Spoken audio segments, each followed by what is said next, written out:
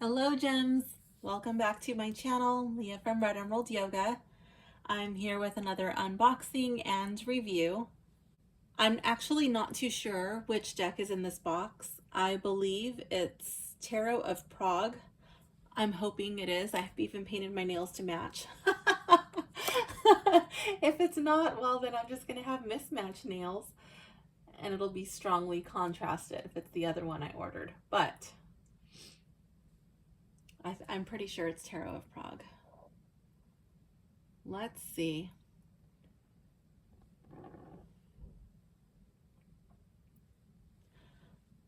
I have been waiting with this deck in my deck cellar for the right moment to open it. I believe it is right now. Oh my gosh, I can't find the hole. Okay, here we go.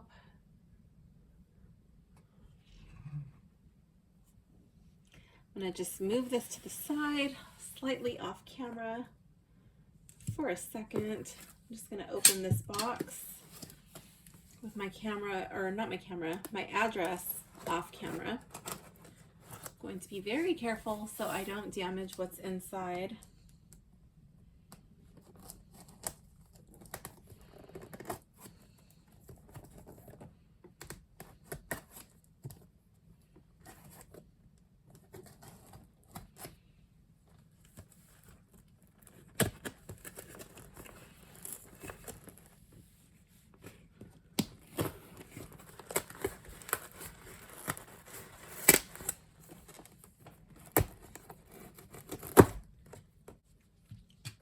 Okay, let's see what is inside. I've never ordered a deck from Baba Brock before. They've been on my radar for a long time and eventually I gave in. Let's see. So we have all of this little popcorn stuff. I'm moving this to the side because I'm actually gonna probably have to repack the box because I ordered two of everything. I ordered one for me and then I ordered one just like in case of an emergency or for collection purposes. Maybe I'll choose to resell it. I don't really know what I'm gonna do with the other one, but let's see what's inside.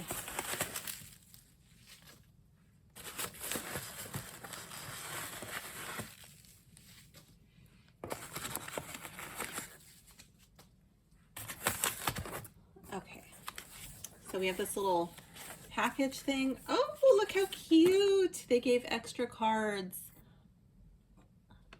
They're cold stamped. So let me lower my camera just a little bit in the box like this.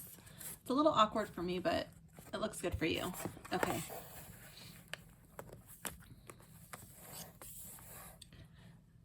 Yeah, so they're cold stamped. So this is kind of foily. It's got like a bit of a sheen to it. I don't have this deck. Oh my gosh. And of course it's out of print. Thank you for choosing Baba Brock Design by Baba Studio. We hope you enjoy this picture, which is a small gift from us. Karen Mahony and Alex Ukolov. Baba Studio, Baba Brock, Magic Realist Press. Oh my goodness, I do love it.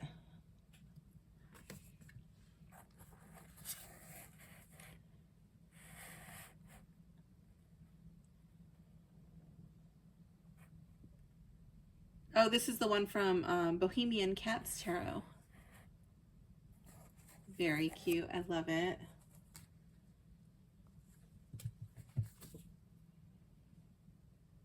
Oh, so on the back of this one, on the back of the Bohemian Cats Tarot, it tells you which one it's from. This one doesn't say what it's from.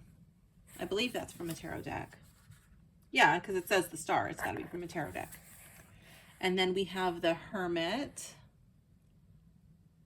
in his glistening robe. Oh my goodness. I love it. Ooh, and the Queen of Swords. What is this one called? Bohemian Gothic Tarot. Interesting. This is a deck that I have gone back and forth on for years. I didn't know if I loved it or couldn't stand it. I didn't really know. Eventually I gave in and ordered it. Let's see. I don't think this needs to be on camera. I think this is just like my packing slip, what I ordered. Yes. Okay. So let's see what's in here. I'm going to move this box because it's difficult to open. Okay. That's better. Let's use my knife.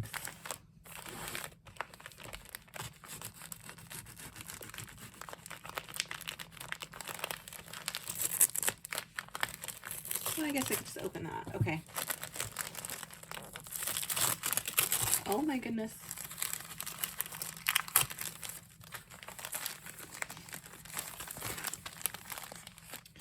Made with a touch of magic. Love it. What is it? Oh, these are my bags. Okay, I'm not gonna rip this open because again, I said that I ordered two, one for myself, one for collection purposes. I could not decide on which bag I was gonna want to go with the deck. So these are the bags that I ordered. Oh my gosh, they're both gorgeous.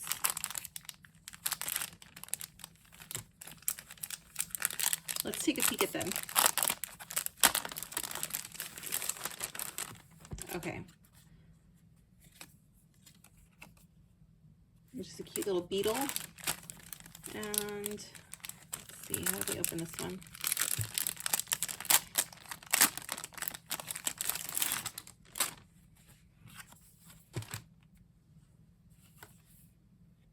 These are the little inserts. Look how gorgeous that is. I forget which was which. It said it in the description when I ordered, but I think that they were made from like kimonos. Does it say? No, but this is silk brocade, and it's, I think this one was made from kimono. Oh my goodness, it is just so amazing, the feeling. So smooth, and now I want all of my bedding to be made out of silk. I really like this one. I didn't think that I would like this one, but I'm really liking this silver. I even like the sound it makes. Okay, next one. It's really pretty. I love the pattern. Ooh, the gold is really nice too. What is that? Is it a tag? Yes. Oh, they have little tags. Okay, with your washing instructions. They're very well constructed. Some of you may know this. For some of you, it'll be news to you, but I actually love sewing, so I'm blown away by the construction of these bags. They're very well made. My grandmother was a seamstress. She used to make all of my costumes when I was younger, and I would be trick-or-treating, and these adults would ask if they could buy my costumes, and I just used to think that they were weird people. Like, why would they want to buy my costume? You know, just go get your own costume. I didn't realize until I was older and saw the quality of costumes in stores that I was like, oh, that makes sense. Now I know why they're trying to buy my costumes, because they're just horrible. She would always show me like the stitching and the difference in fabrics and construction. So that's something I'm often disappointed. In. I still have some of her handmade bags.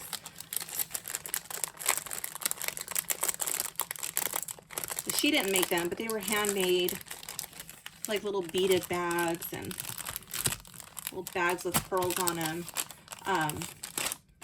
I have those from when she was younger. Just the construction of things used to be so much better, and now everything is just seriously lacking in the quality department.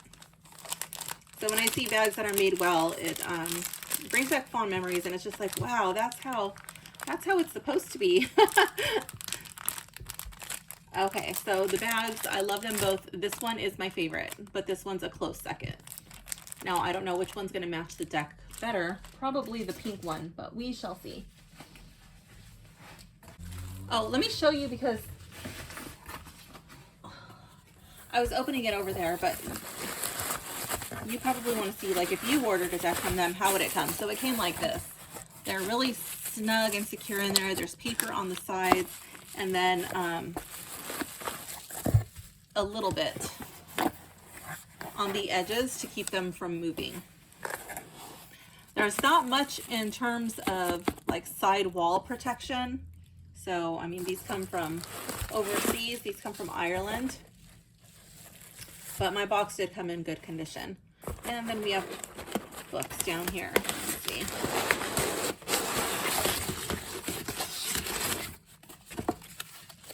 So yeah, we'll open that next. Okay, so I'm gonna leave one in bubble wrap. And this one is mine, so this is the one that we will open.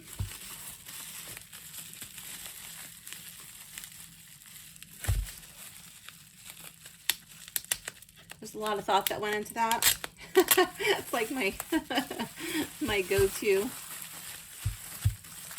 selection. Let's see. Okay, so these are boxes that they have handmade for them in the Czech Republic.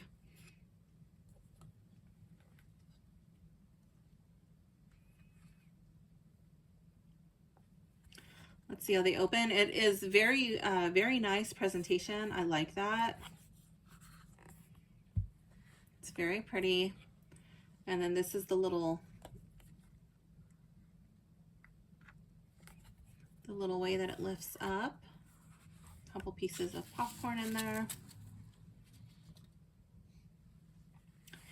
And I probably will not keep the deck in this box because it's pretty snug around the edge. I mean, there's a tiny bit of room in there, but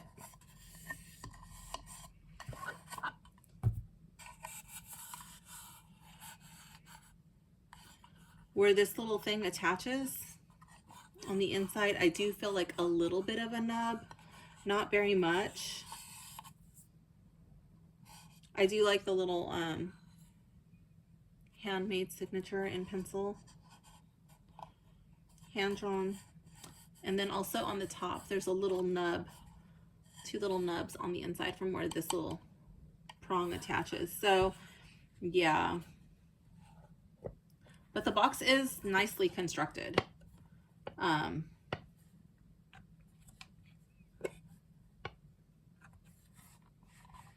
do like it. It opens and closes nicely. But I'll probably feel more safe just using the bag. So it has this little handy dandy little white book, the Tarot of Prague, a tarot deck based on the art and architecture of the Magic City.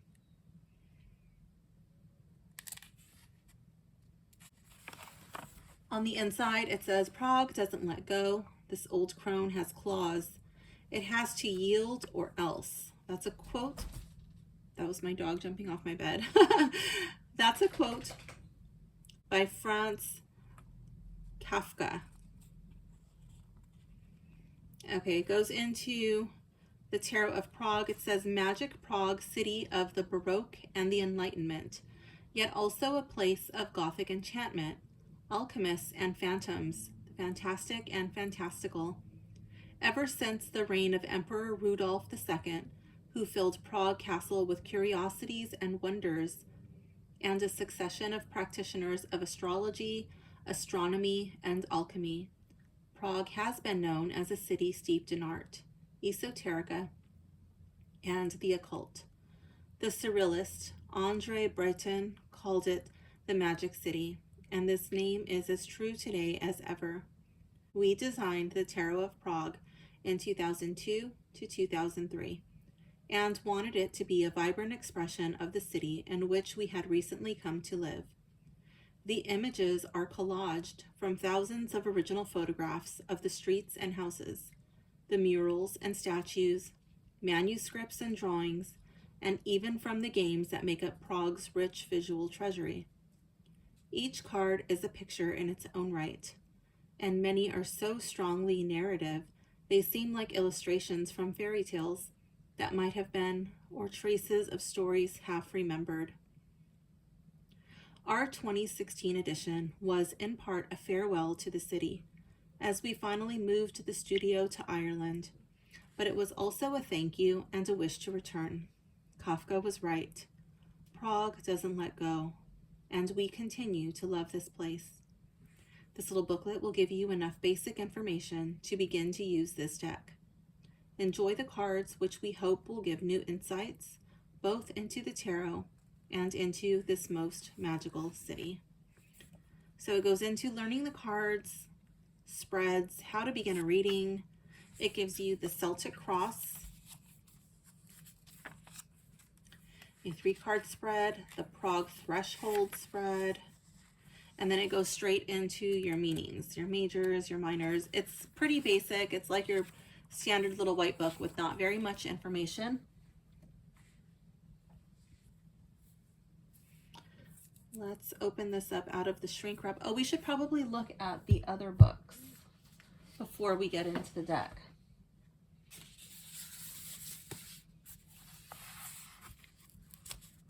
Let's see. Ooh, these books are very well packaged. Okay. Okay. So they are paperback books. I think I'll leave one in this box just so it does not get damaged.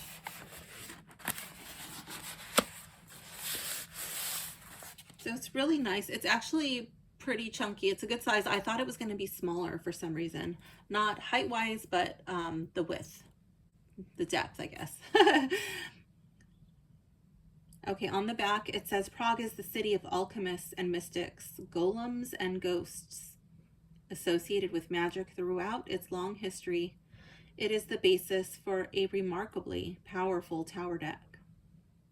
I said tower deck, so I'm really interested to see what the tower card is like. It's the basis for a remarkably powerful tarot deck, but let's see what this tower card looks like. Sometimes I really like the tower card, even though it's like an ending. It's a devastating ending. It always clears way for something new and beautiful to begin. So I actually have learned to look forward to and embrace my tower moments. It's actually one of my tarot birth cards too. Anyways, I'm going off on a tangent. The Tarot of Prague will allow you to use the symbolism of this enchanting city to tell fortunes, gain insights, and create tales of your own. This detailed companion book has been fully updated and includes keywords and phrases to get you started quickly. Discussion of each card and its interpretation. The sources in Prague used for each image.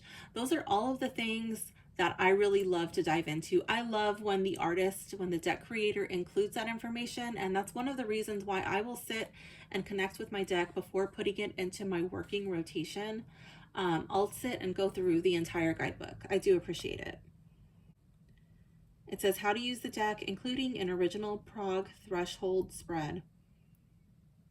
Okay.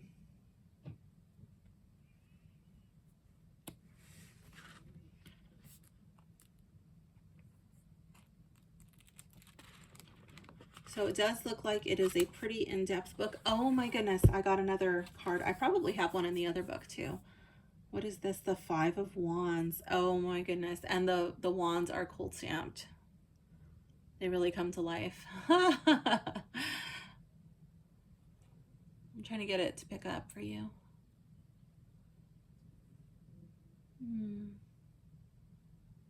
I love their faces. I love their little mustaches too. So expressive. Beautiful. I wonder if this is from a different edition. Okay. Oh, let's see. Let's give the book a sniff test before we begin.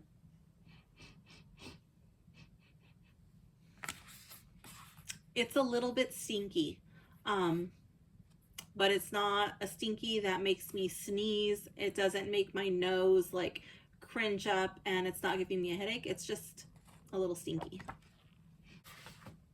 Okay, now let's open this deck. Let's see. I'm trying to find a weak spot. I'm always afraid of bringing my knife out if I don't have to. I don't want to damage the cards in any way.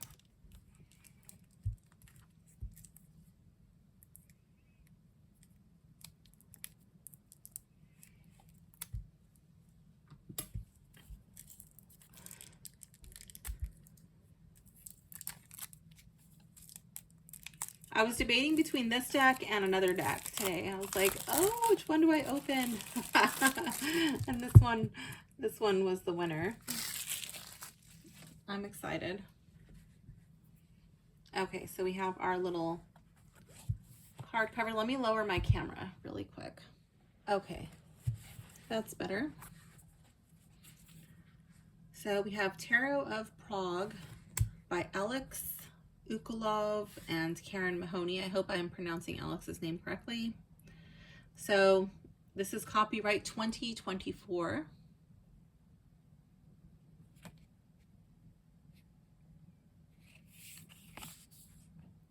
Really pretty. So I'm just going to move this little card cover thingy over there. Let's check out the cards. Oh, before we do that, I always do the cutting. I got a little excited and I started to lose track. I was like, oh, I want to see the cards. Let's check out the cutting. Cutting feels really nice. It's very smooth. We have a nice round corner, which I love. Okay, now let's check out the cards.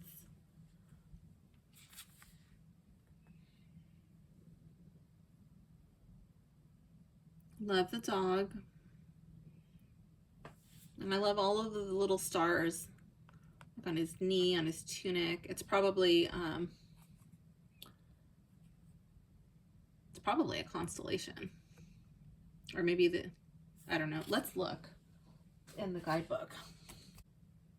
Yes, okay, it is.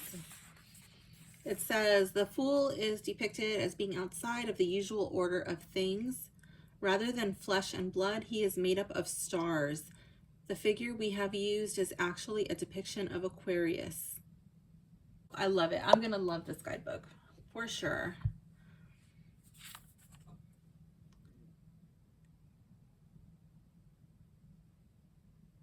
Very interesting. One thing I want to point out, just so you guys are like, wait, so you're not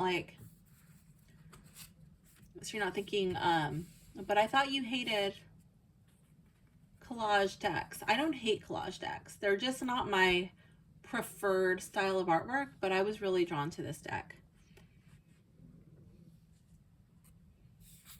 These have been drawing my attention for quite some time. There's just something about these decks that draws me in.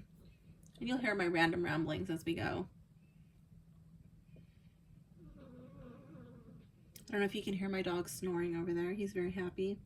I like the little faces on the table legs, and it looks like there's snakes wrapping up the legs of the table. To me, that kind of represents Kundalini, if that's what it actually is. I'm sure it'll say it in the guidebook. Love that we have all of his tools and how he's draped in red. I love his crown.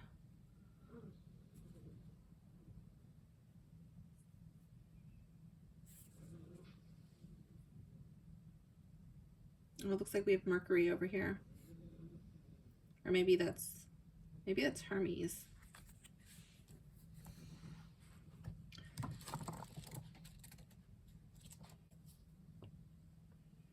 The figure in the background is Hermes, also known as Mercury. Okay. I was like, wait, they're both right. Okay. Moving on. The High Priestess. Oh my gosh, I love it.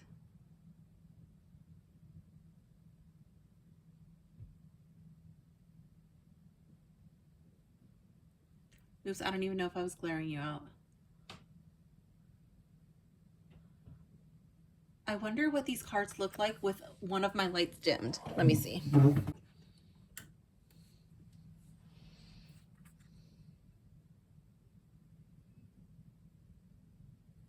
I think that might actually be a bit better. Let me see. I need to put this back on one more time.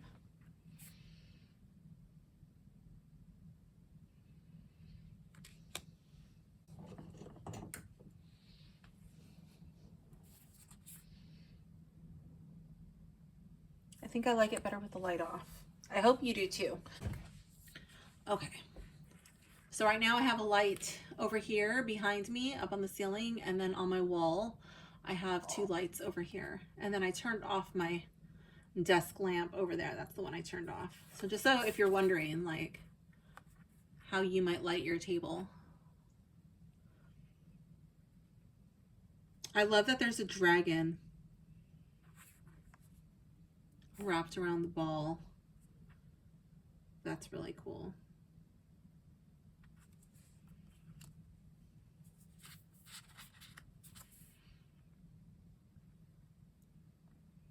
And the Empress, it looks like they used a mosaic.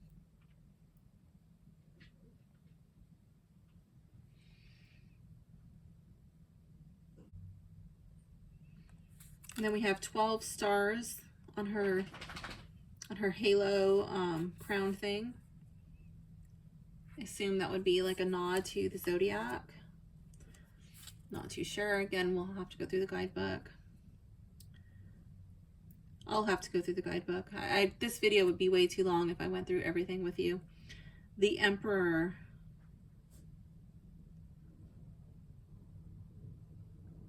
I like how he's elevated and it kind of looks like we're looking up at him and he's looking down at us.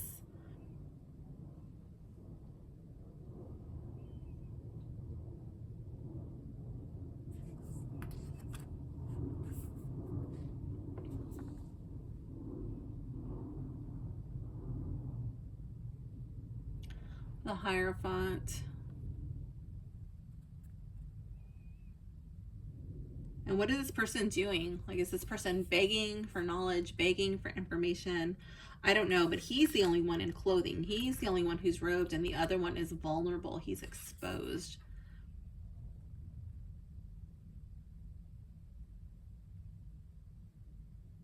And then is that his actual hair or is that a wig? I don't know, but definitely he comes off as the wise one. His fingernails look kind of long too. He kind of gives me the creeps, honestly.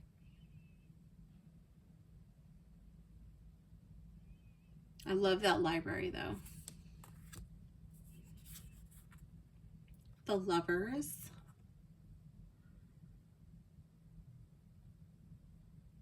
Nothing better here below. That's what it says above them.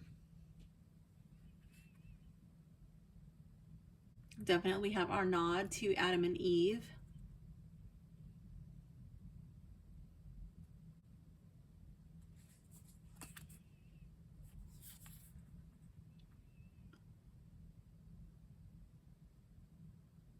I love how this charioteer is directing whatever these birds are with this golden glowing rod. It kind of looks like a magical dandelion, kind of.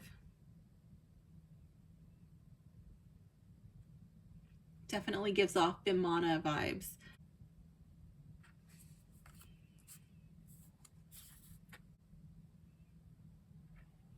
Oh, I think I was glaring you out when I was checking out this card. This card kind of reminds me of my wiener dogs when they eat something that they're not supposed to on a walk, and they're very much trying to keep it. And I'm opening their mouths to take it out, and I'm like, no, spit it out. You can't eat that. That's kind of the vibe that I'm getting. They could totally bite me. but they won't because they love me. We have a good relationship. I like how this is, this part is in color, and then in the back, we have a man also doing the same thing with a lion. I feel like she's harnessing that strength.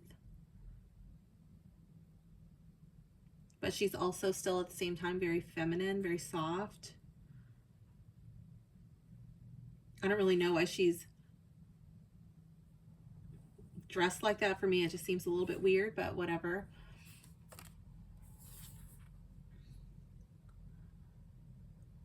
The Hermit.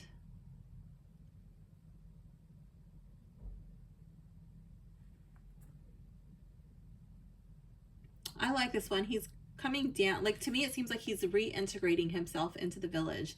He's coming down. He's done his inner work. He's spent his time studying in wherever his place of isolation is, his place of solitude. And he's done with his retreat. He's ready to come back because he knows he can't stay there forever.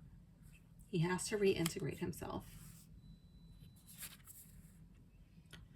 The Wheel of Fortune.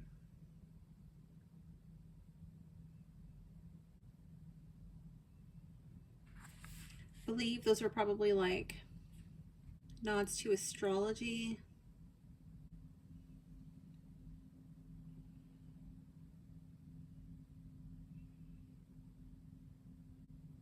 I like it. It's a very different deck for me. This is not something that would normally be my go-to style. But I really like the feelings and the images, the internal images that this deck conjures up for me.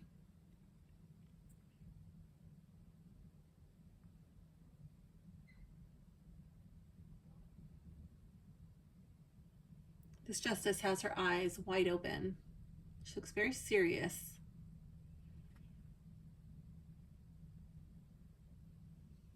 I like how she's standing on the back of an elephant. Kind of reminds me of Ganesh. No matter how big the situation may seem, there is a way through it. Or justice is going to cut right through the bullshit, and it's going to bring your own stuff to light, you know, and it's going to be sorted through. May or may not be something you want to hear for yourself in a reading. I really like this Hangman.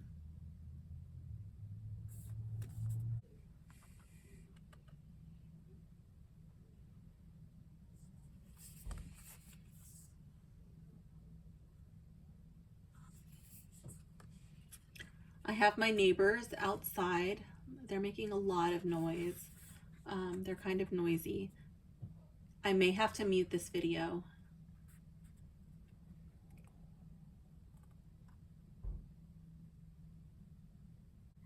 This death card is really interesting.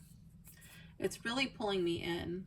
Like, I don't know if these are like layers, like levels of hell. I don't know if this is like something is opening and these people are like pouring in to the underworld. I don't really know what's going on here, but it is interesting.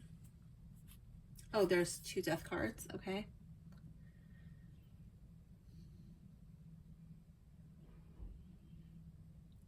So I guess you can choose which one you want to work with, or you may choose to leave them both in there. It's up to you. Temperance.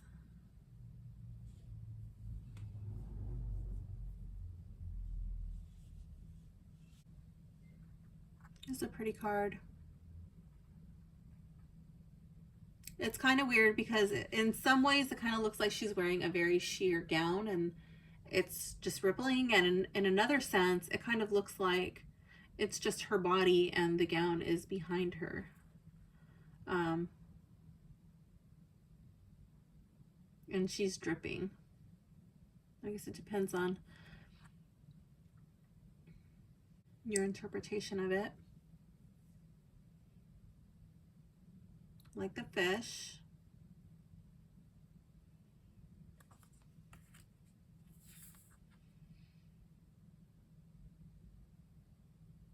The Devil. Oh my goodness. It looks like this one's grabbing onto this one like, no, you can't leave. You've got to stay here. You've got to stay here with me. Very different imagery from the Rider-Waite for sure.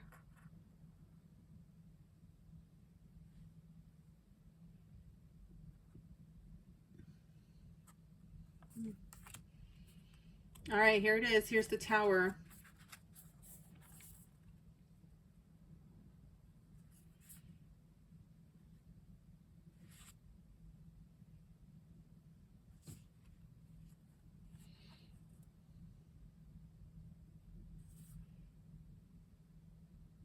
Definitely some major destruction happening here. Those are some raging fires. And the Star.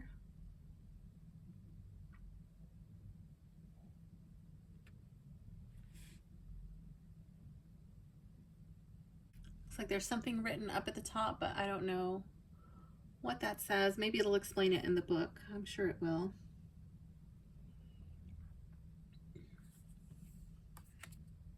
So with this deck, I think you're either going to love it or you're going to hate it. I don't think there's very much room for being stuck in the middle. Would this be my go-to for every reading? No, but I don't think I could say any deck would be my go-to for every single reading. I just have too many. I have too many that I love. I have too many that are good for really stand out at different styles of readings. So I think that this one will fit effortlessly into my practice. I think I would definitely classify this as historical, but weird, quirky, and like the deck creator described it, magical.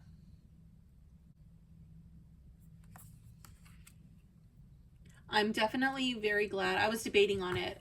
Should I buy the guidebook? Should I not need the guidebook? I don't think I do, because I know my Rider-Waite meanings and it has the little white book, but I was like, no, just suck it up. You totally know you need the guidebook. And then when I was buying the extra deck, I wasn't sure if the extra deck was going to be for me, like in case I damaged a card, I could like tap into that other deck, because I know for a fact that this deck is going to sell out probably relatively quickly. And I didn't want to be stuck, like not being able to get a replacement. But then I was like, well, what if I have this deck for a long time and I don't damage my cards? Do I need this extra deck? And the answer is no. And then in that instance, I may choose to sell it in the future. So I bought everything just out of consideration. Like, oh, if I was buying this used deck, I would want all of it. I would want a bag and I would want a book. So I was like, I was putting myself in a buyer's shoes. How would I want to receive it? So that's why I bought 2 sets. Judgment. But yeah, the book was something that I decided I absolutely had to have. I had to know why the deck creator made the cards look like this. What was their inspiration? What does that mean? Why is it there? Love the Judgment card.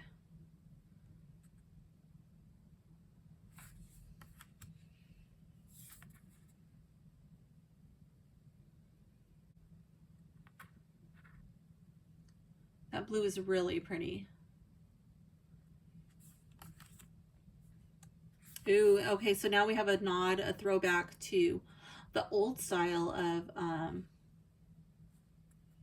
of cards. Like, what are they called? I even have one, but I don't use it in readings just yet. Oh, what's it called? Minchiade. I think I'm pronouncing that right. Prudence.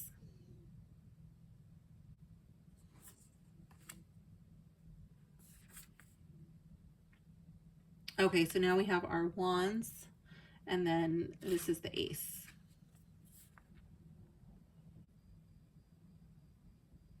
It kind of looks like he's chiseling at this end.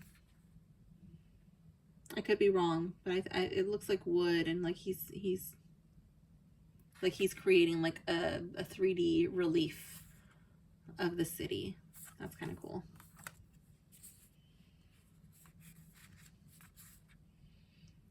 The energy of this card is just hilarious. He's just like, hey.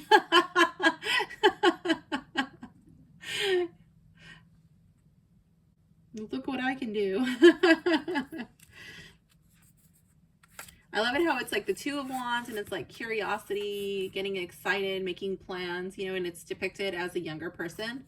And then here, ready to set out and embark. We've got the big globe behind him, the vastness, you know, just everything is expansive this way.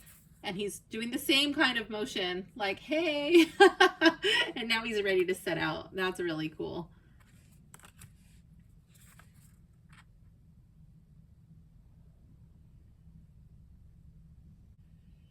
I don't really know what's happening, but I do get celebratory vibes. She's got her laurel wreath and her body language is very proud.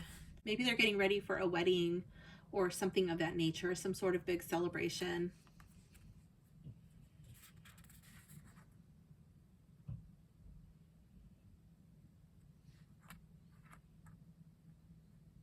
This is that card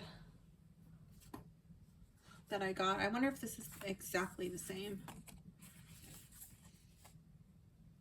Yeah, I think it is. So I do have a replacement card, it looks like. Yeah. So this looks like it's from the same deck. Hopefully I will never need a replacement. Just throw that out into the universe now. My cards will stay pristine.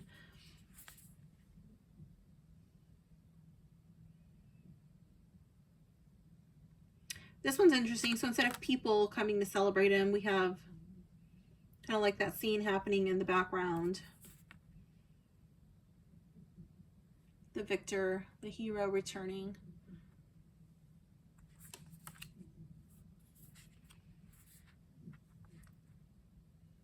And this dude here, he kind of reminds me of a Marseille character.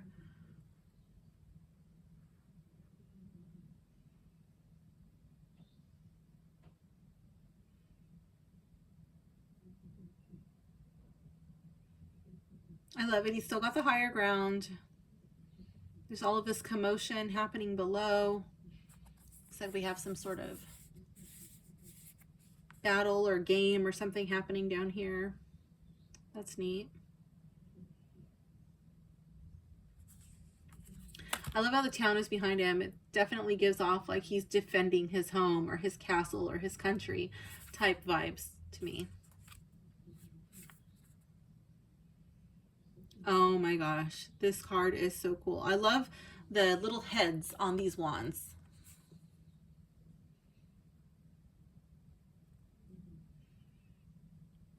Looks like that one. I don't really know what they are. It might be in the book. Maybe like a bear or dog. Is that like a fish or a bird? Unicorn, snake. Looks like, what are these things? I don't know. Maybe a dragon. I don't know. They're really cool creatures. I love it. Got our cherub and then I love, is he holding an hourglass? I think he's holding an hourglass. So I feel like it's speed. It's happening really fast. It's like a race against time. I really love this card. Here, he doesn't look too beat up. He doesn't look like he's bandaged. He looks like a skilled, like your head of security. You know, it kind of reminds me of a Reacher vibes. Like he's your Jack Reacher. Like these are all the people he's protected you from, or you've had to protect yourself from.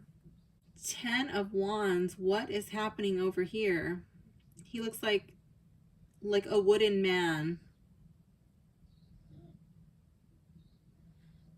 I have no idea what's happening there. He's walking with his wands. His foot's turned inward though. Like it kind of looks like it's difficult. His leg looks like it's replaced. They're different sizes. Like what is happening in that picture?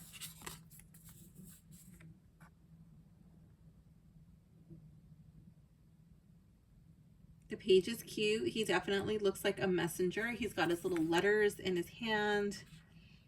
Got a bird up here on his head.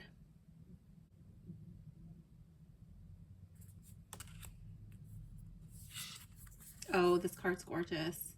I love the Knight. Look at that horse.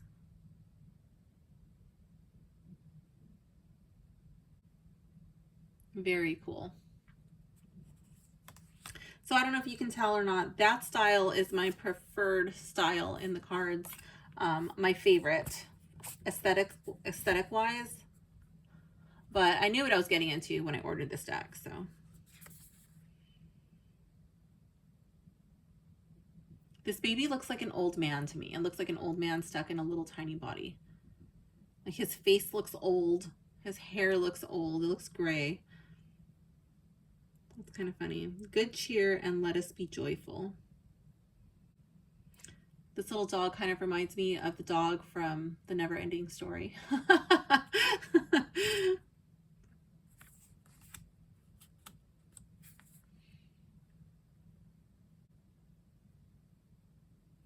like this King of Wands. He's even got grapes growing on his staff.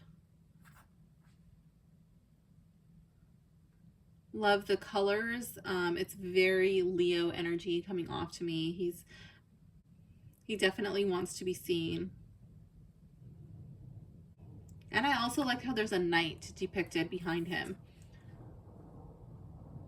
It's like, do not test this King of Wands. He could be quick to a fight, quick to battle.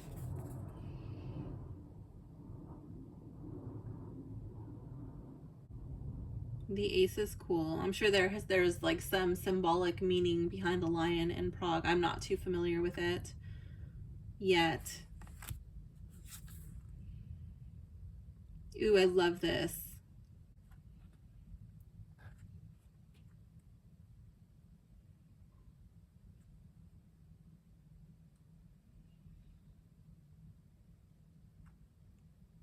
Definitely get strong partnership vibes from this card for sure. Relationship.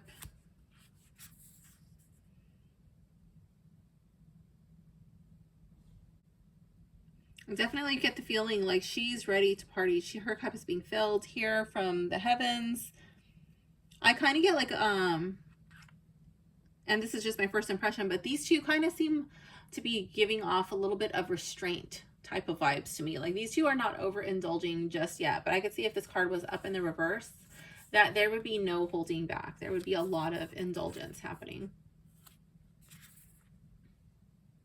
Ooh, it's another mosaic. I kind of like the mosaic cards.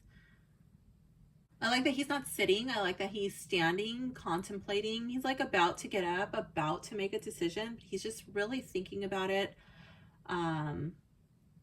thoroughly before making his choice. I like that.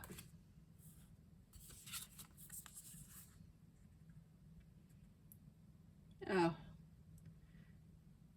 Cloaked in darkness. In his battle armor. Definitely see a lot of regret here.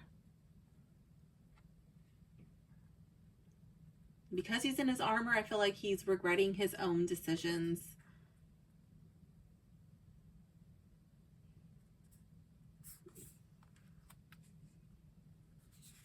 Or the way that things played out during a conflict.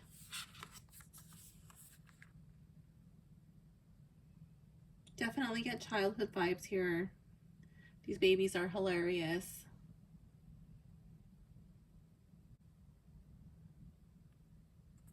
I like the houses behind them. It gives like home, community vibes.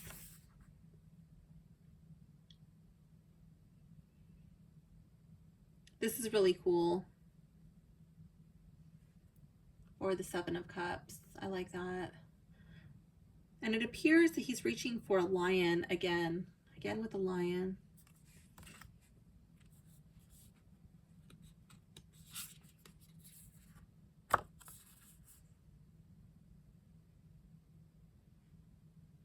Oh, I knew that blue was going to be stunning.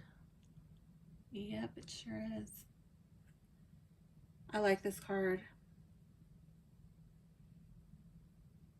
She doesn't seem to be walking out. She is walking away. She's going in search of what is missing from her life, but it's not enthusiastically. It's not something she wants to do. It's something she must do. This is a very different vibe for the Nine of Cups. I like it. I kind of feel like this one is working hard so that maybe one day he can have what this guy has. And this guy has put in the work and he's achieved success. He's very happy with it. And he's also showing his thanks and his gratitude to this one for serving him. And he might even be giving him a word of encouragement. Might be giving him some life advice there.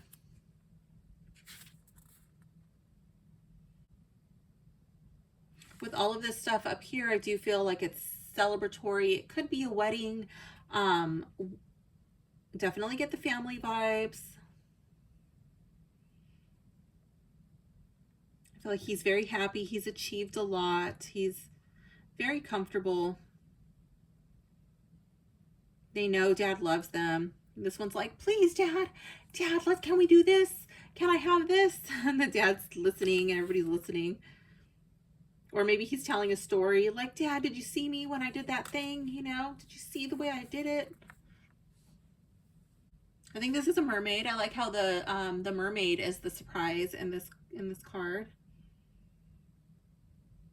He kind of seems to be like, is he standing on a rock, or is that just like the wave from the mermaid coming out of the water? I'm not too sure. Or is like the page riding the wave? I don't know. I think the page is standing on a rock.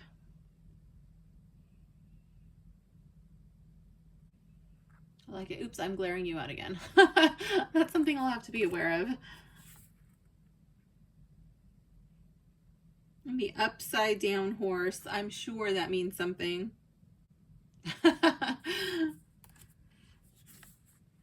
Queen. It's like we have two mer people. Maybe it's a nod to Capricorn, a sea goat, but it I don't know. I think they're mer people.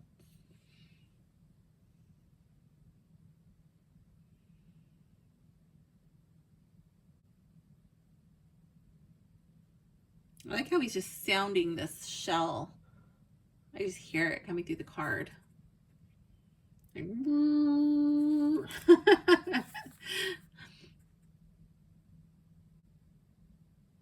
I like the king. He actually looks very warm. He looks welcoming, like he's understanding, but with this mermaid here and all of this water, you know, I feel like in the reverse, like his emotions could change pretty quickly.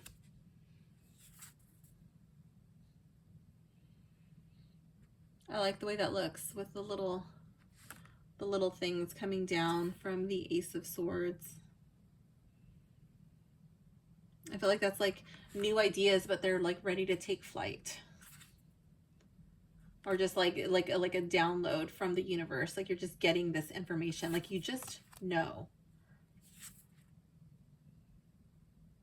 It's a very active Two of Swords.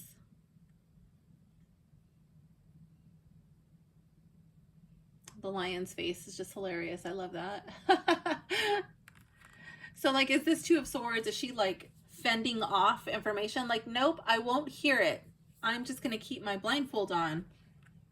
Or is she ready to take action? And she's like holding the two. She's feeling how they feel in her hand, and she's going to trust her intuition, her gut, all the information that she has available to her, and she's going to wield one of those swords, trusting her gut. Kind of like Star Wars, you know, like how they train them to fight, or they train them like to block the things blindfolded. Like that's the kind of vibes I'm getting from this Two of Swords.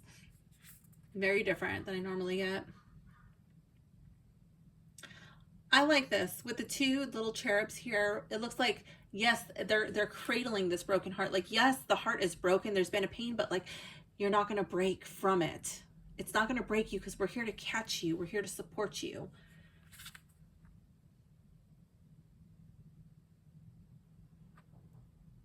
We're We're going to help you heal this broken heart. Oh my gosh. And there's the sunset, but it kind of looks like fire behind it. It kind of gives off like those tower vibes. Like even the water has this reflection on it. It's very powerful.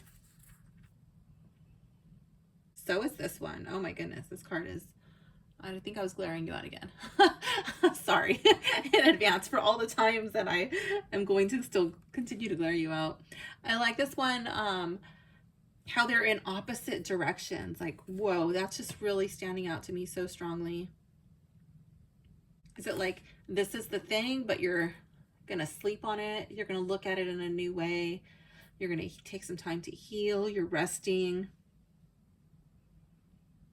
Like you're going to come out different than when you went into the state of rest, or like what is happening? I love the green happening behind. It's a full moon. Things are happening. Things are brewing. And all of that green just reminds me of healing. Really powerful card.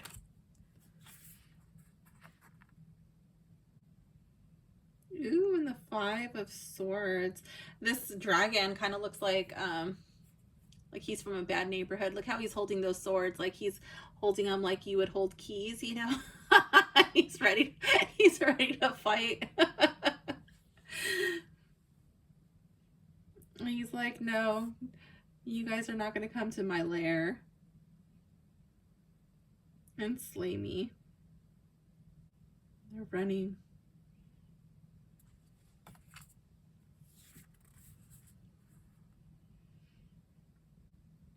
And these are just my first impressions without going through the guidebook. What are my initial thoughts, first impressions? Oh my gosh, here we have 2 little people, a baby and a child with mom and our unknown boat fairy person.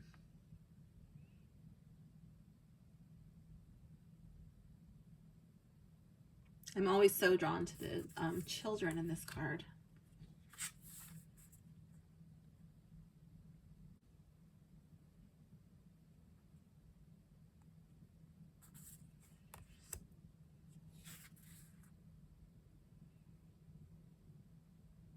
I'm not too sure what that creature is. Is that a lion? Is it, I don't know, kind of looks like a chupacabra to me. And here we have this person just stuck. Like, I'm not going to move because I know the chupacabra's out there.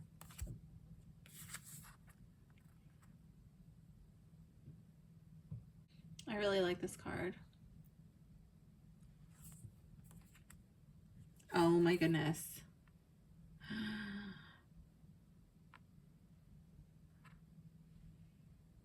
10 of Swords. I did not expect this to be one of my very strong favorites. But here we are.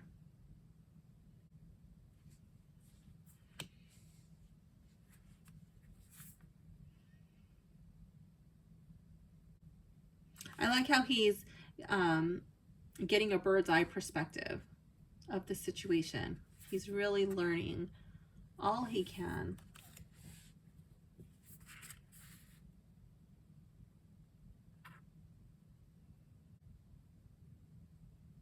I love the light in this card and the shadows.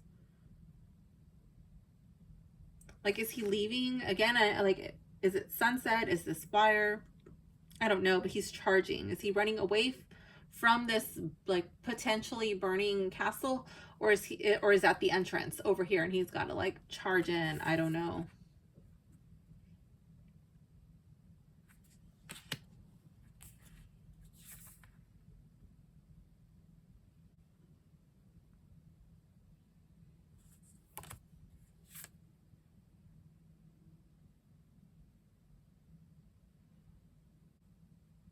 Okay, I don't know what this is, but it looks like this thing, ooh, my shoulder. This thing is falling off. It's broken over here. Like, what is happening? Oh, is it cut? No, that's just the foiling. And we got the snake rising.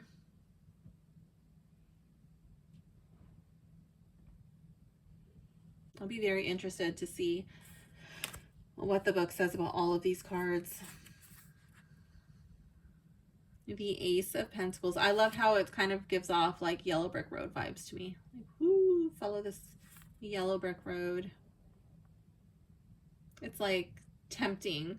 Like, come on, do you want this?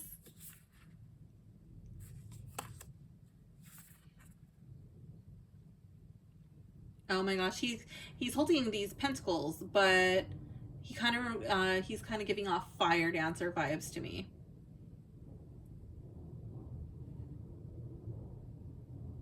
That's totally the energy I have from this card.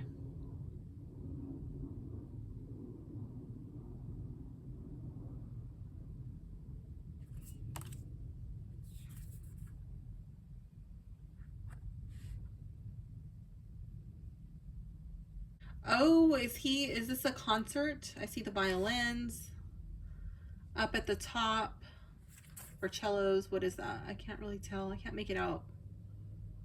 I think they're violins. We're gonna just say violins for now. Yeah, I think this is a concert, or perhaps a ballet or something. So they've got to work together to make the music. That's really cool. So fancy. And then this guy, what is happening over here? He's just like, oh, in love with his pentacles, in love with his money, his material possessions, and his wealth.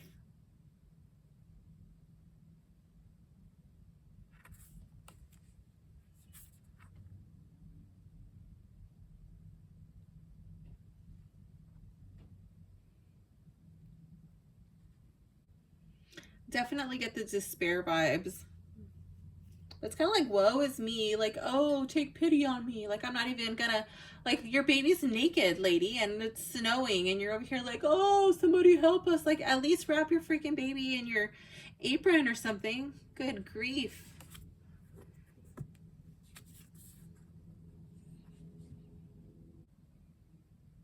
This card, I definitely get charity vibes.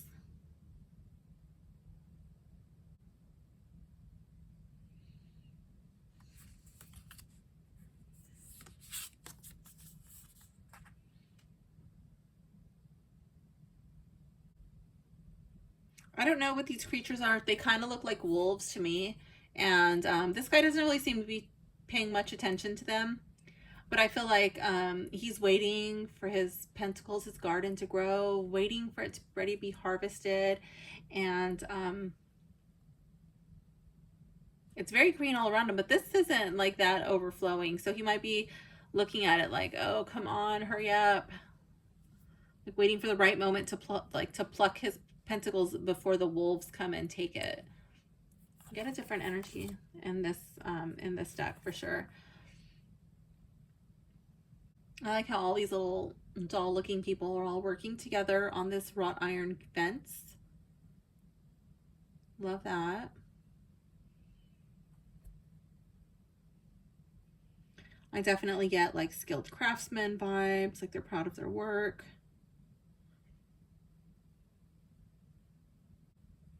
I feel like this would be working as a team or working under the guidance, the supervision of another. I love this dome. Very different feel for the Nine of Pentacles, but I feel like this person has arrived. I feel like there's just like these blessings being showered upon this person, just coming down from the heavens, from the cosmos. Like they're living in alignment with their soul's purpose. And because of it, life is sweet. That looks like a beehive up on top. That's literally what I call honey. I call it liquid gold.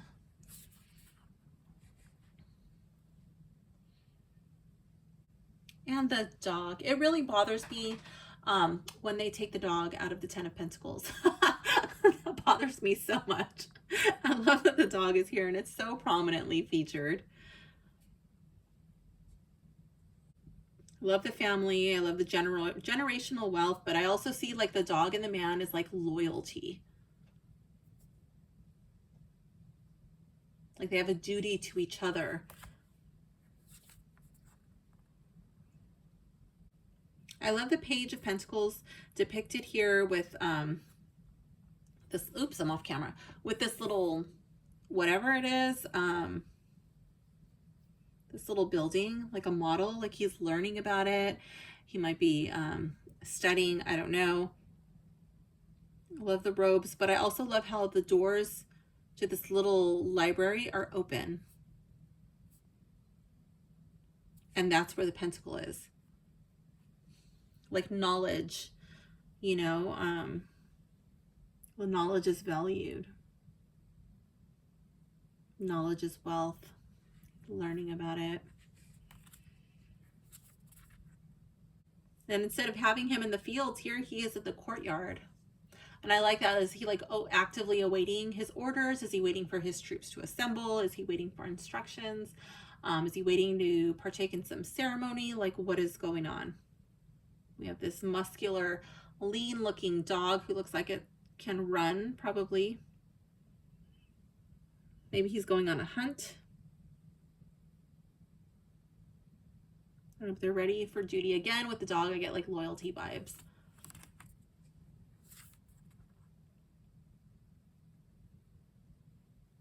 I love how she's depicted here, the Queen of Pentacles at night. She's here with a child and looks like a ram.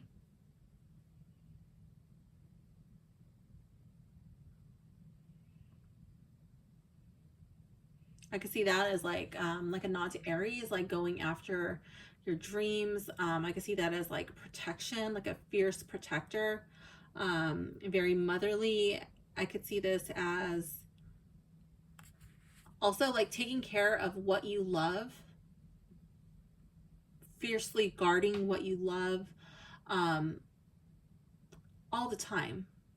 Like it doesn't just stop at a certain time. It's like day and night. Like you're always there. You're always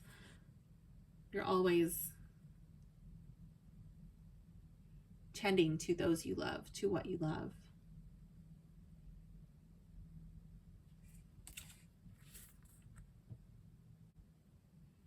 And the king with the bulls, definitely a nod to Taurus. Definitely a nod to his wealth, his prosperity, his comfort. Love all of the gold so prominently featured in this card. Not only the gold representing his financial status, but also his spiritual state.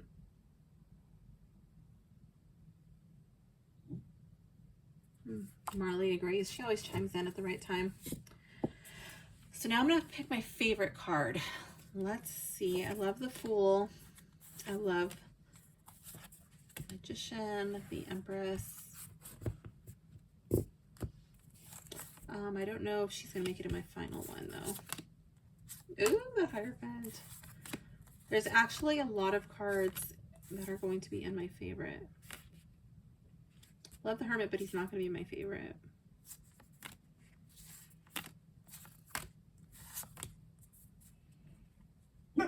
No.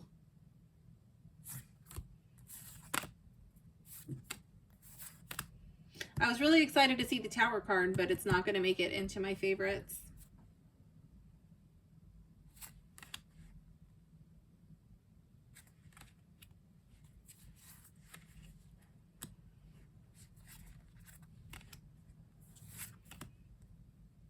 I love that blue. It's so stunning when the light catches it. Not going to be my favorite, but I do love it. I like how he's carving. Body language, hello. That's just hilarious. Love that one.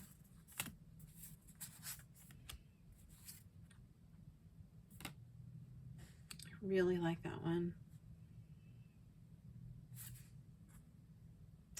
This one's not going to be my favorite.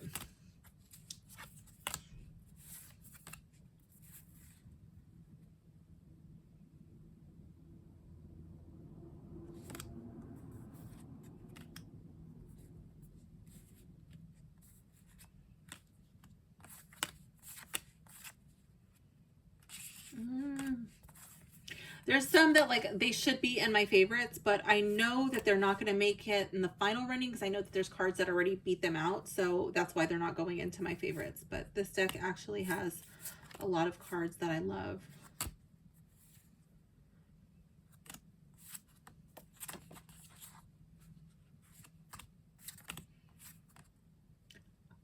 I love that upside down horse. I don't know what it means, but it's very interesting. Marley agrees.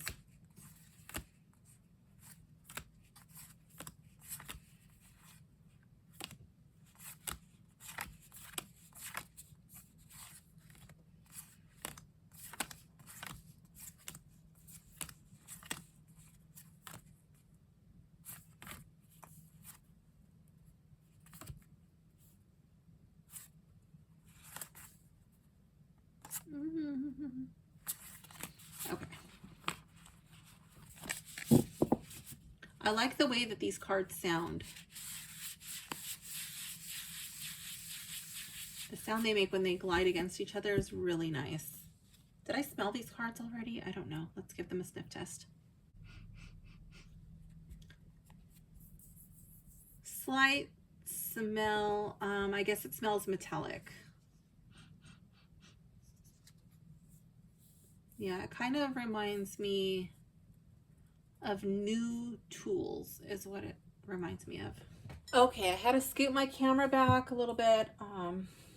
This is not all of my favorites. So let's see who's going to get eliminated first.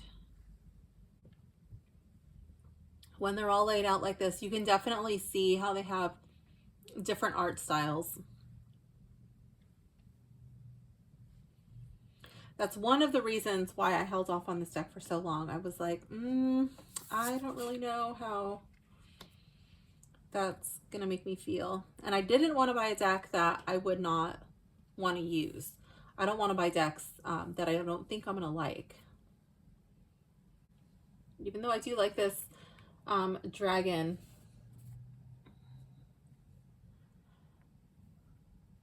With his blades in his I don't know what they're called, in between his fingers, his paws. He's not going to make it into my final running. You know what I would love is I would love a deck done in this style. That would be so cool for me.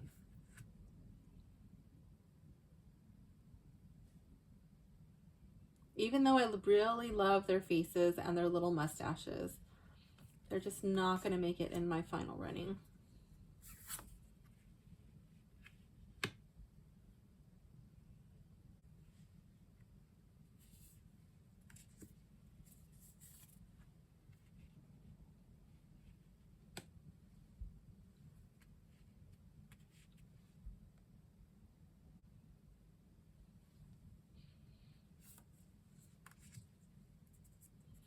I'm not surprised that both death cards made it in. I actually usually like my death cards.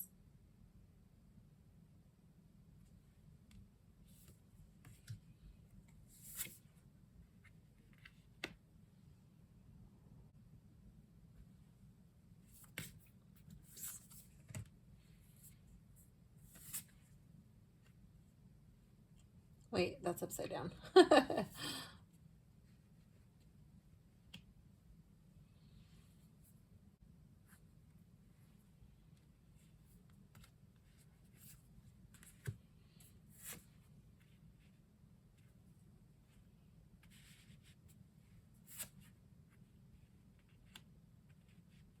Oops, I'm doing it again. It's kind of throwing me off without the title bars at the bottom. They're only in the major arcanas.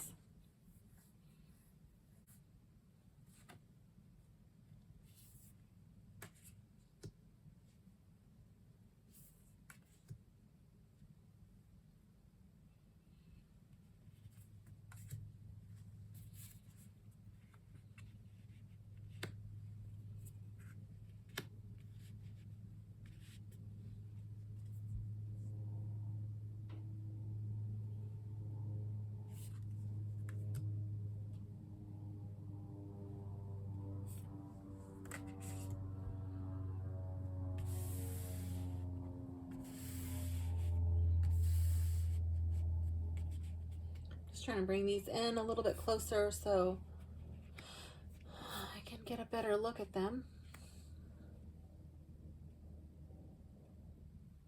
Okay, I think out of these two, I like this card better.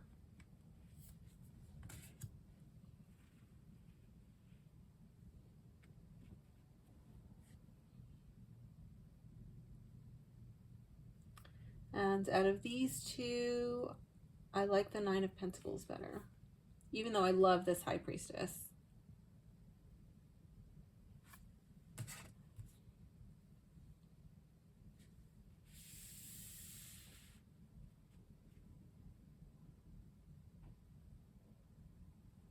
I think Hey is going to beat out these very interesting babies.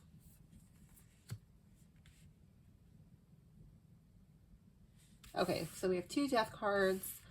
I think it's, oh, this one's so interesting too, but I think it's got to be this one. I'm really interested in their hats, how they kind of look like they are from the church.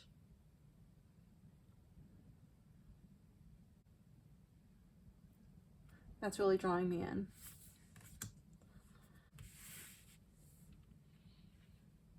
Out of these two, oh, I don't know. That's a tough one. Okay, let's see these two.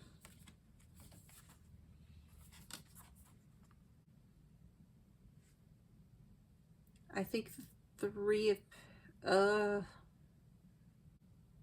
I don't know. Okay, we'll come back to that.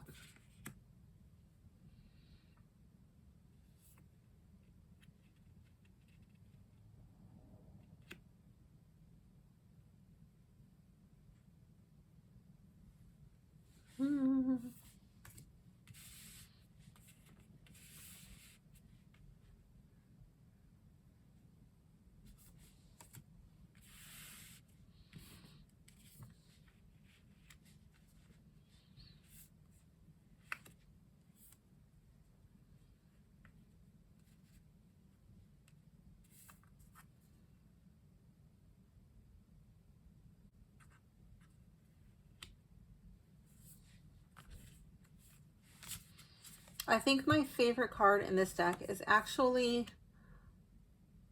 going to be the Ten of Cups.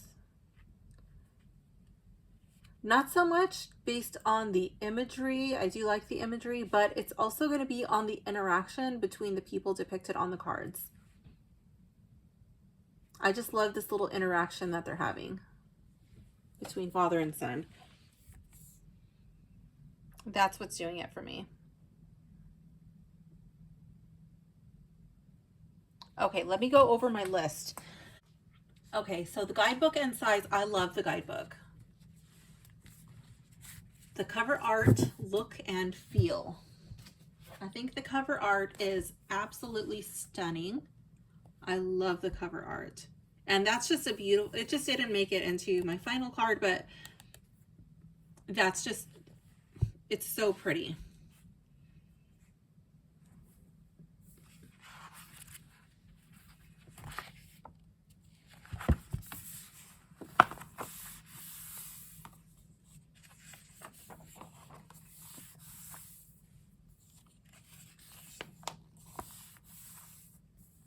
I do like the feel of the pages. They do have a slight coating on them. The font size, I like the font size. It's comfortable for me. Let's go to a random card and see how, oh, I was supposed to read my favorite card, and then we will pick a random card. Let me zoom out again. So we have our favorite card. I don't know if that's your favorite card. That's my favorite card. And we'll do a random card. I feel like the camera got a little weird. Okay, here we go. Wait. That's probably crooked, but I'm just trying to make my shoulder comfortable. Okay, so let's see how these cards shuffle, how they sound. So first shuffle, let's see what the mix is. Wonderful mix. Right out of the box. Ooh, they sound nice. I love it. I'm really curious as to how well this cold stamping will hold up. It's not a foiling. The cards feel really good. Like this, they're very bendy. They're very flexible. But they feel really sturdy. I think it's called Let me look it up. Okay, so the cardstock used in this deck, where did it go, is high quality 330 GRM. I guess that's like the weight of the paper.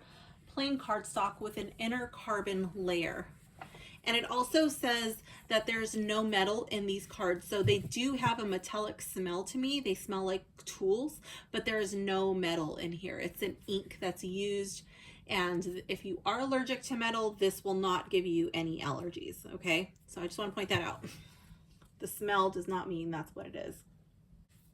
So yeah, they feel really good in the hands. Let's do an overhand shuffle. That feels amazing.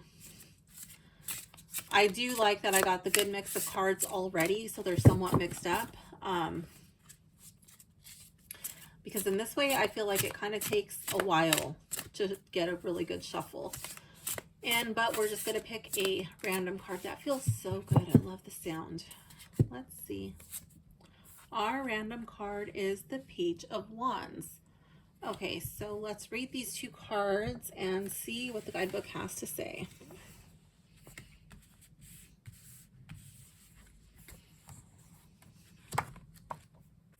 Okay, 10 of Cups. Let's see how the guidebook reads. A family is together in the gardens of a fine-looking house. They seem very loving. That's what made this card be my favorite, okay, was their interaction. And glad to share their happiness with one another. Above them is a garland of flowers and golden leaves. Below them stand 10 wine cups. The short interpretation is there is tremendous joy in your home and family life, and you feel well off and content. The happiness that comes from things near to home, like close family and long-term relationships, can often be more fulfilling than new or spectacular pleasures.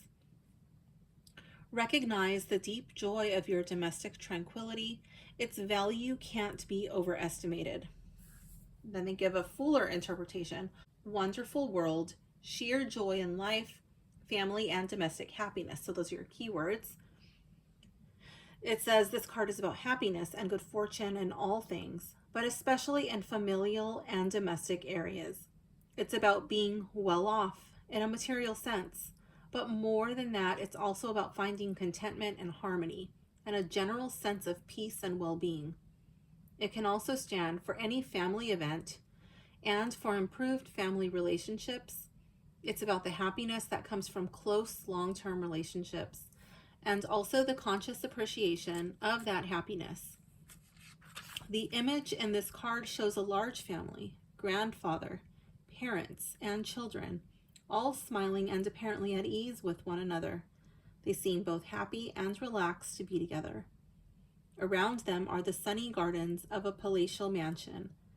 They are not particularly richly dressed, so it isn't clear whether they are the owners of the house or simply pleased to be there for the moment. However, while not obviously rich, this family does look comfortable. All are well, if not lavishly dressed, and the children are positively blooming with health. It says success. This family is taken from the series of wall paintings on the facade of the 19th century. Oh, I don't know how to say that. We Louvre Doom, probably botched it, but a richly decorated house on the corner of, oh my gosh, there's another one, Vodakova Street and Wenceslas Square. I don't speak that language, so I don't know how to say that.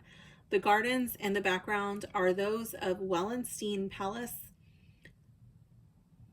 The colonnaded building in the garden is the famous Stella Terrena, a type of garden room popular in the Renaissance. Prague Castle, Pražský hrad, can be seen in the far distance. And then it tells you where this painting was from. So, oh, I love it. No wonder why I liked it so much. It's a famous painting. Okay, very cool. And then that's like collaged onto the back of Prague Castle. So that's really cool. Oh no, that's Prague Castle there. Okay. Neat. Okay, so I like the way that reads. Let's go to our random card, which was the Page of Wands, Page of Wands. A healthy young person strides forward, firmly holding a wand as though it was a walking staff. His hat is a nest. Ooh, I knew that was a nest, in which a dove roosts. Perched on his shoulder is a laughing cherub holding aloft a bundle of letters. This card is about opportunity, fresh studies, and the beginning of projects. As in all the page cards, it may also indicate some news or announcements about the exciting and active phase of life that is about to begin. Maybe you will get a message about something that can be enjoyed just for itself without skepticism. You have tremendous natural enthusiasm, and now is the time to put this to good use.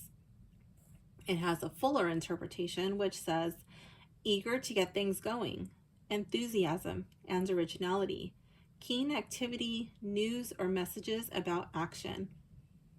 It goes on, oops, I'm off camera just a little bit. Okay. It goes on to say, wands are always about activity, and this card has all the usual eagerness and enthusiasm associated with pages. The Page of Wands can indicate the start or announcement of a new undertaking that will require a lot of action. This page has all the vitality that's needed for such an undertaking, and so success in all such venues is more than likely. The activity may mean embarking into a new field of creativity or self-expression, or starting something more practical. However, whichever it is, the indication is that it will be something that you can be passionate, confident, and excited about. On a more basic level, the card can mean receiving a rather strange or surprising message or letter, or finding a new friend or ally. Often, this will either be someone unexpected or a person is coming into your life from an unlikely direction. The image on this card shows a young man or woman with a bird's nest on his head. The nest is slightly absurd, which is appropriate because the Page of Wands is never afraid to express himself in an unexpected way. In the original Rider-Waite-Smith card, he wears an odd hat, complete with a feather. As Arthur Waite writes, his tidings are strange. There is often a slight air of the unexpected about this page. The nest can also symbolize new beginnings and the hatching of plans and projects, while the dove shows that any action that needs to be taken should be done in a peaceful way. Unlike some of the knights, the pages in tarot are not all inclined to be quick to pick a fight. This page has an energy that is conducive to cooperation, with none of the watchful or wary aspects of, for example, the Page of Swords. The angel holding letters is an obvious symbol that this card can indicate messages, letters, and communications. However, there is also a more subtle symbolism to this little figure. The angel sits on the page's shoulder, in much the way that we are used to seeing a child sitting on the shoulder of St. Christopher in statues all over the world. This is a gentle reminder that the page has courage and faithfulness and can be a good guide when starting out on a journey of discovery or a plan of action. The sources for this card, it says the page is based on a statue, which is part of a group of statues on the Cranor Fountain in a park by the river at Smetanovo, Nebrazi. The image of the cherub is taken from the Art Nouveau paintings on the wall of the main Prague post office in Jindřiška Street, an allegorical series of paintings showing scenes of letters and communication. Vítězslav Karel Masek painted the original in 1901. In the background is a view of Old Town Hall and the astronomical clock tower. Very cute. So I'm going to bring this book in so you can see the card and the image. Really cute. I love all of the historical references. And if Prague means anything to you, if you're from Prague, if you visited Prague and you love it, then this would hold special meaning to you too. I've never been, but yeah, I was really drawn to this deck. Okay, so that's how the guidebook reads. I like that. The spreads, it does have spreads. I feel like it gives a suitable number of spreads for a guidebook. There is no gilding. And one thing I want to point out, which may or may not bother some of you, is that you can see, I guess this is part of the, it might be the black core, the carbon layer, but more than likely I feel like it's part of the printing just from these little squares. I'm not too sure. But you can see different shade variations in the edge of the cards. When you use your cards a lot, they start to pick up oils and any dirt, stuff that is just on your hands, they come in contact with. So that, I mean, over time they do gray anyways, but that may or may not bother some of you because they're not edged, okay? Sometimes it's all one solid color around the edge of the deck, and other times you can see different variations in the color. Fingerprints, because these have that, what is it called? Cold stamping. They have metallic cold stamping, even though it's not metal. I don't see any fingerprints that are coming on this card, on these cards. Let me go to a darker card.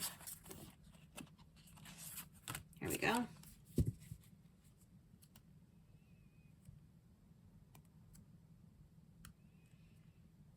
No, these cards don't seem to pick up any fingerprints. So if you have oily hands, that may be a welcome for you. It might be good to know, but I don't know how the cold stamping holds up with really oily hands. So I don't know. I give you all the information I can from what I see, but if I don't know, then I just don't know. Renamed cards. I didn't see any renamed cards. I did see the extra cards. We had the one extra death card. You pick the one that you want. And then there was, I think it was Prudence. Was it Prudence? Yeah, Prudence was an extra card. Okay. And then obviously the deck creator gave extra cards, one in the guidebook, one in the deck, and then one in each bag. So I did get quite a few extra cards. I did the sound, the shuffleability, my favorite card. Cohesive theme. No, it does not have a cohesive theme. The art quality, is everything clear, blurry, or muted? There was one card that was a little blurry. Some of this, like, it's not going to be super clear because it's taken from historical art, you know, as the guidebook is showing. So some are like stippled, you know, maybe it's chiseled. I'm not too sure, but like that's the style of the art. Like that's what you get. This is the one. This one was a little blurry, but I felt like maybe it's supposed to be like that, like really washed out from the snow. I don't know. It doesn't make me not like the deck, but that was the one that I did notice that was blurry. I feel like even with the cold stamping, it's not a style that I'm that familiar with. I don't even know. I'm sure I have a deck that's cold stamped somewhere that I've opened. I just can't think of it off the top of my head.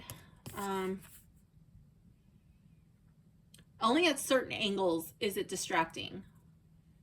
I think in person, this deck is absolutely stunning. If you're doing a video or photo reading, it's just something to be aware of to make sure that your client can see the card clearly.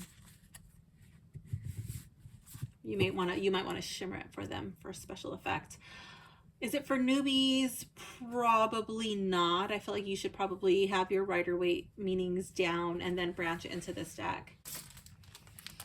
I will choose a bag that I feel best matches this deck, and the other one will be the bag that I'm letting go more than likely. I do have another deck from Baba Brock Studio to open. I guess I'll figure out which bag goes with what after that. But I'm thinking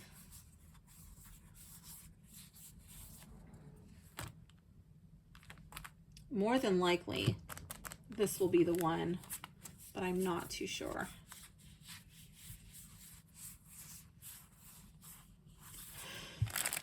Yeah, I don't think I'm ready to pick the bag just yet. I think for now, I'm just gonna have to stick it back in this little box until I open the other deck and decide which bag's gonna go with what. I think the art quality is really cool. I think that the level of attention to detail and going around, snapping all these pictures, doing the research, finding out, you know, its historical meaning and documenting where it's from and all that. I think that that just, I guess it's expected from Baba Barak Studios, even just like down to the way that they stitch their bags, the quality of the guidebook. I love it.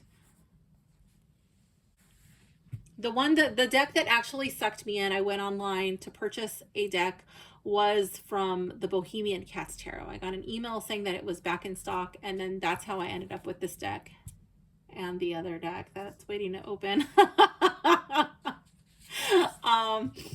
Yeah. Anyways, it's that level of attention to detail that I'm just blown away.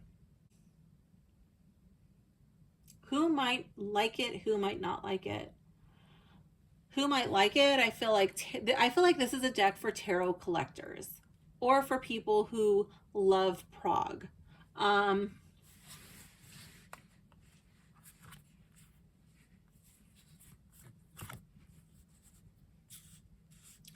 feel like this would be a deck for people who like historic decks. People who are looking to branch out into like a new way, like new interpretations, getting different intuitive hits on cards. Somebody who wants something new, but like this is not a very cohesive theme. So I think that limits it a bit. It is a pricier deck. Okay, so if you wanted higher quality decks, if you wanted unique decks, if you like this cold stamping, if you love this beautiful architecture, you know, this may be a deck that you enjoy. Who might not like it? People who don't want to just pay that price point. This would not be the deck for you. If you need your deck to have a cohesive theme, this is absolutely not going to be your deck. Okay. If you don't like collage style decks, then this will not be your deck. That's why I put off ordering these decks for so long, because it's not my favorite art style. Okay. So I really had to think about it. Like, is this a deck that I actually want to work with? I don't recommend that you get this deck just because other people have it, or, you know, if you have FOMO, like then sleep on it. Four of Wands yourself. Sleep on it. Don't rush out. Really think about it. Make sure this is a deck that you'll actually work with. This is a deck that always sells out. A lot of people love this deck. A lot of people want this deck. And when it's gone, you know, it takes a long time for them to bring it back. And then you never know if it actually will come back. So yeah, like don't just get it and then not use it. If you're going to get it, make sure it's because it's a deck you actually want to have in your private collection, or it's a deck that you actually want to work with. I think it's really cool that the deck creator put so much love and energy into this deck. I will leave a link below down in the description if this is a deck that you would like to get your hands on. If it is, act fast because they do sell out. Let's do a sample reading from the guidebook. This guidebook's so long and my video is already really long. I haven't edited it yet, so I don't know what the final length will be. So I'm just going to read this intuitively. So you'll get to see how I connect with this deck intuitively without going through the full guidebook. Okay. Would this be a deck that you would be able to work with? Maybe it'll help you make your decision.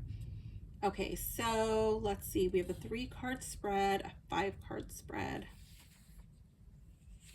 the Prague threshold spread,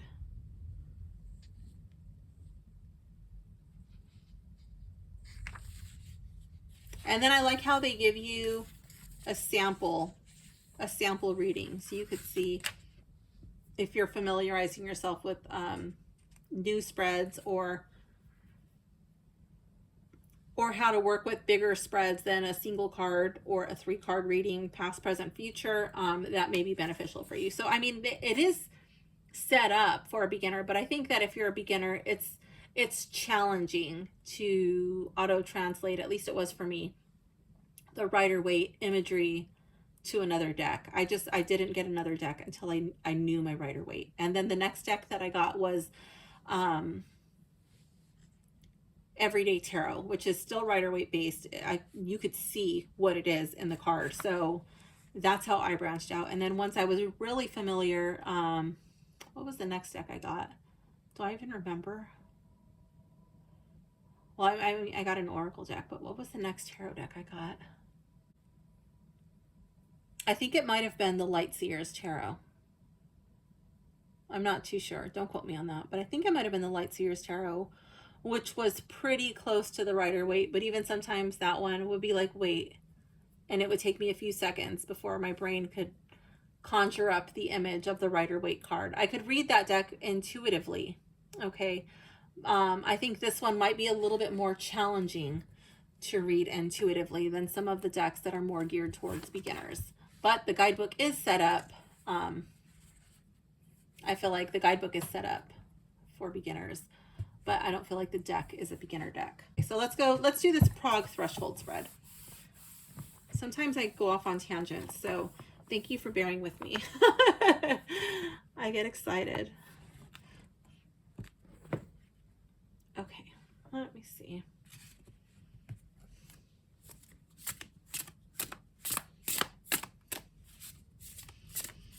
Okay, the word Praha in Czech means threshold. When the city was founded, Queen Libuse is supposed to have said that she could envision a great fortress whose glory would reach to the sky.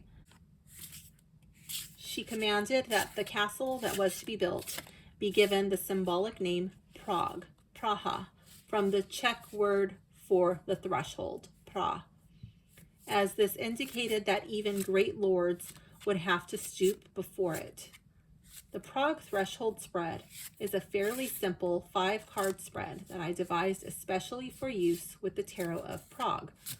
It is designed to give insight when you are on the threshold of a significant change in your life.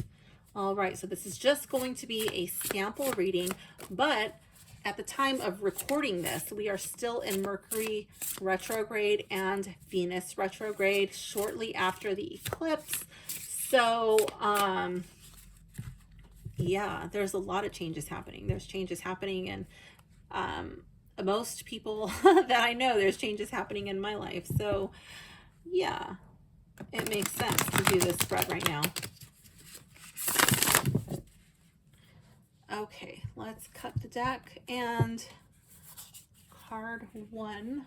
Let me move my camera again. Okay, so card 1,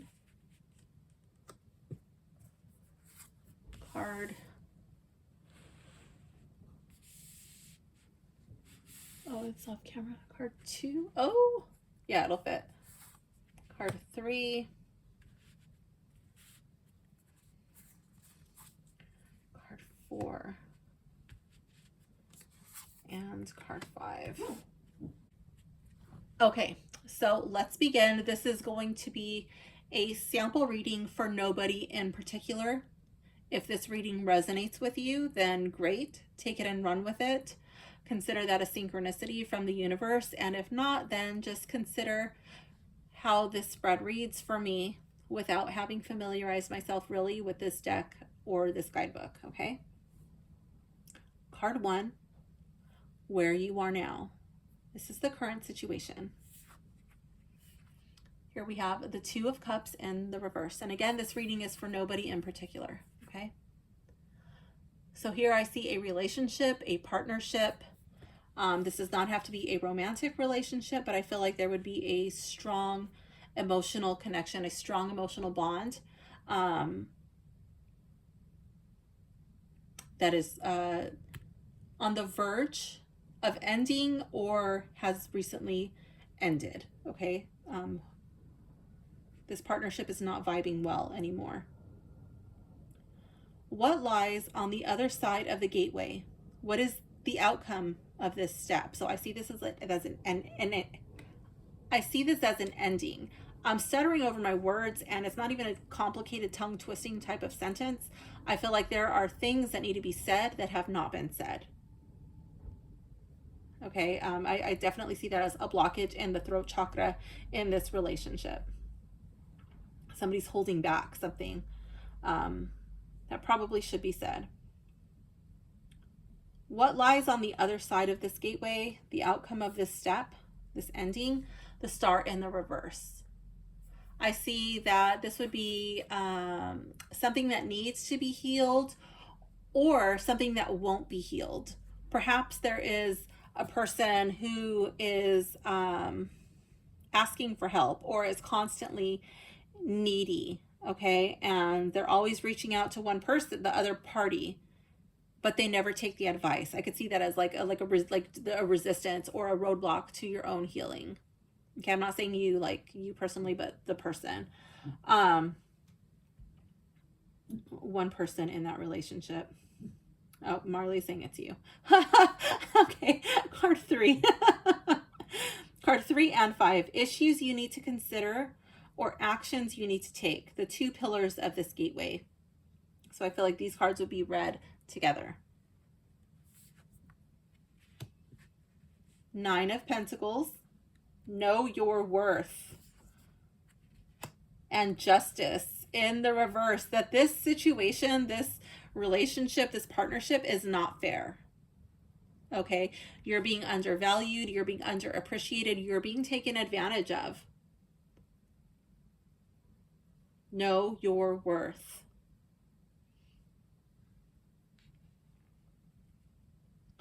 Card 4. The influence that lies over the steps you are taking. The lintel of the door, okay? So one thing I want to point out, when the cards are laid this way, horizontally in the spread, like they are in the Celtic Cross, like they are in this one, the Prague Threshold spread, I look at it like a clock, okay? So let me get an upright card. So I have the card here. This will be in the upright position, okay? If I turned the card this way, I would still consider this card to be in the upright. So when it's sideways, I consider that way to be in the upright, okay? And if the card was this way, I consider the card going that way to be in the reverse, okay? So let's see which position our card is in. So I would see this as being in the reverse, okay, because it's going that way. Okay, so the influence that lies over the steps you are taking. Temperance. I would see this as needing to find balance, okay? I could see this as,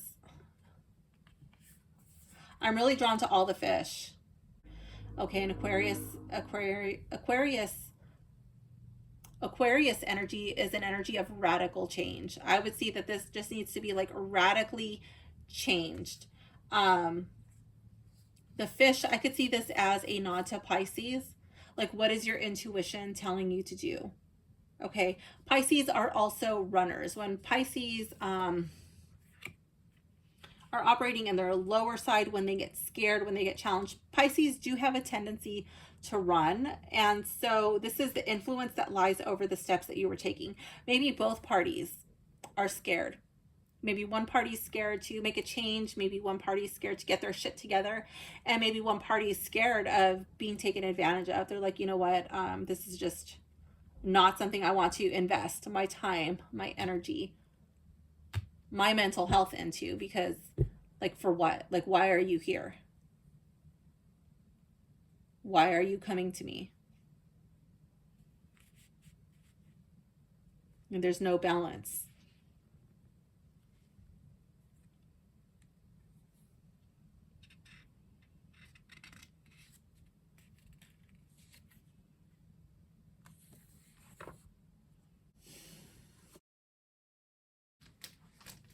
The influence, I could see this as like you try to bring balance.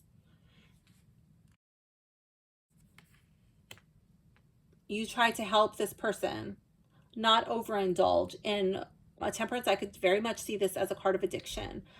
Work through addiction. I could see this as, and just there's just a strong resistance.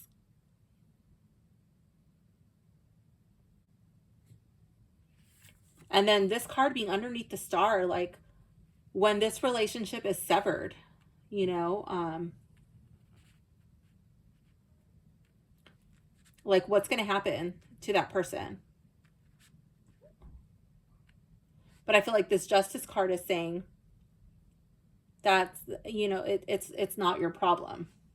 If the person will not take necessary steps, will not pick up the tools that are available to them, that it's out of your hands. The person has made a choice, and it's not your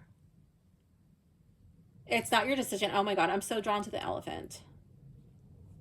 It's not your circus.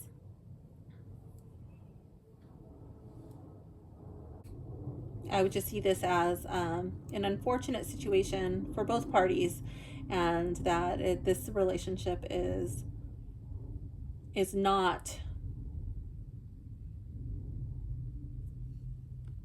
benefiting both parties by being in, because one person is being taken advantage of. So that is how this deck reads. I feel like this deck is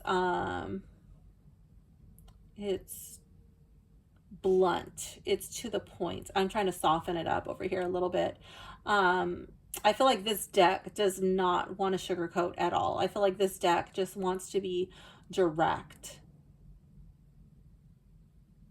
I feel like the key takeaway from this reading is know your worth.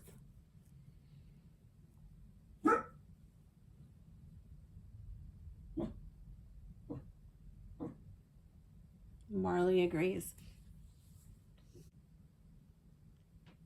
So thank you for hanging out with me today. Drop it down in the comments. Do you have this deck? Do you like it? If not, is this a deck that you would consider putting into your collection? What did you think about the art style? What do you think about the cold stamping? Drop it down in the comments. I want to know. I hope you enjoyed this video. You can support my channel by liking, commenting, and subscribing. Bye for now. I will see you soon, gems.